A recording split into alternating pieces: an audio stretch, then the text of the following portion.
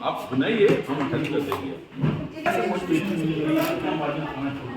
वो आपको पहले आपको क्लियर होना चाहिए आप बनाने क्या जा रहे हैं। ये नहीं है कि पेंसिल हाथ में कुछ भी बनाने, वो नहीं। अभी आप सोचो क्या बनाना है और उसके हिसाब से पेपर को प्लान करो। वर्टिकल लेने हैं, हॉरिजॉन्टल लेनी है, इसको पहले गीला करना है या पहले ड्राइंग करनी है या आपने स्ट्रेट अवे कलर से शुरू करना है, वो आप ठीक है।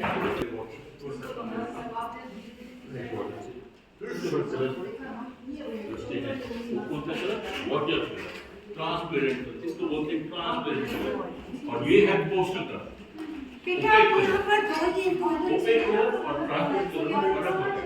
वाटर कलर दोनों के लाते हैं, दोनों वाटर कलर है, मतलब इसकी परिभाषा अलग है। इसको लाइट की जांच करते हैं, इसको डार्क की लाइट करते हैं। यहाँ दो बच्चे